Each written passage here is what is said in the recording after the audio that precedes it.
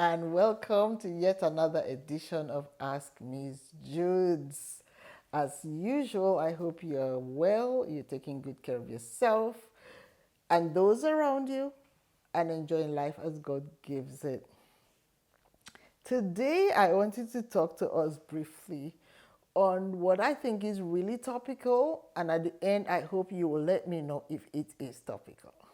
And I'm going to trust you that you will tell me the truth. And this is what I want to caption.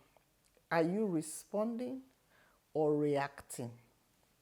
It's a question that I'm hoping every one of us will have an opportunity to ask ourselves.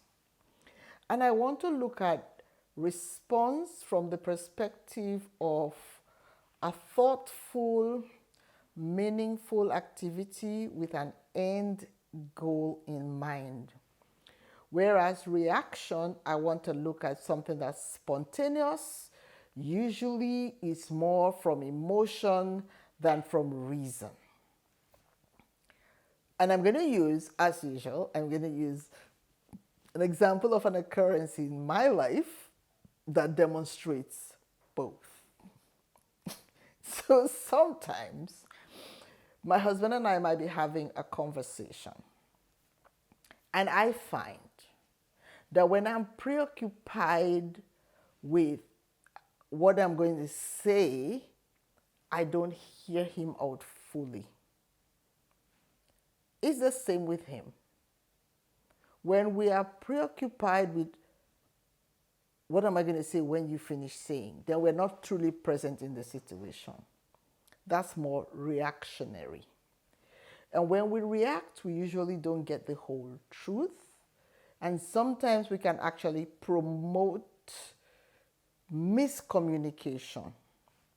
However, when we respond, we usually are in a position to have heard the other person fully and then craft a response that meets the needs that that person has expressed or desires. No, in regular family situations, this happens all the time. We react and then wish we had taken the time to respond. But when this is brought to our attention, we're not like, okay, these are the people I love and who love me. We're in the same space. We need to spend more constructive time together. Therefore, we're going to be choosing response over reaction. However, there was a situation at work many years ago where the principal of the college I was working in at the time had reached a decision that was really, really weird. Whichever way you looked at it, it was weird. And it looked like it was targeted against me. Looking back now, I think it had to do with the fact that I was studying for my doctorate at the time, and it wasn't something that she really admired. We're going to leave it at that. And so one Monday morning, she calls me to her office. The vice principal academic was there, vice principal student affairs was there. And then she said to me, we're reorganizing and would like to move your office down to the front, to a cubicle. I'm like, really? And then I said something like, it's okay. My capacity to deliver does not reside in the space that I occupy. It's in my head. As long as I have access to internet to allow me to do my work, I'm fine.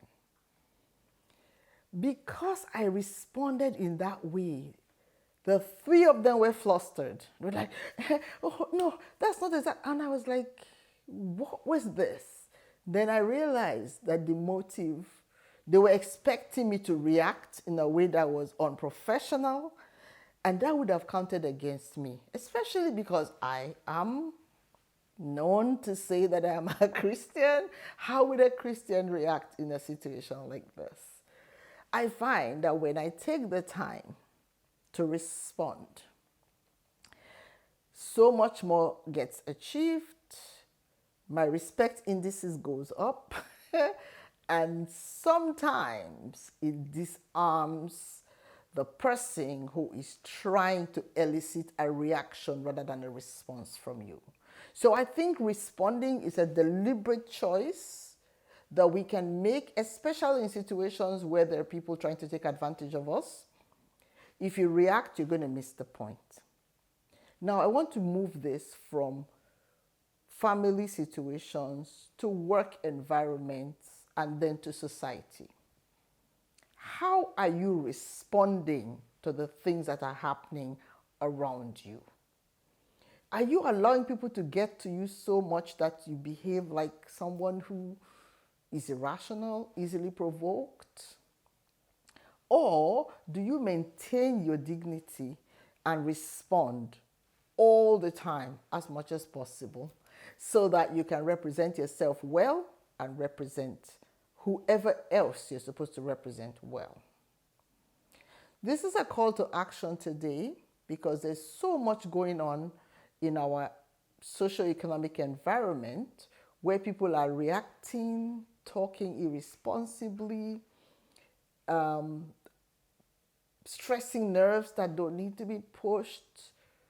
And I would like to encourage you, members of our community, and anyone over whom you have influence, to say, let us become those voices of reason. Let us become those who will respond to crises or situations rather than react in a way that doesn't add value to anybody's life.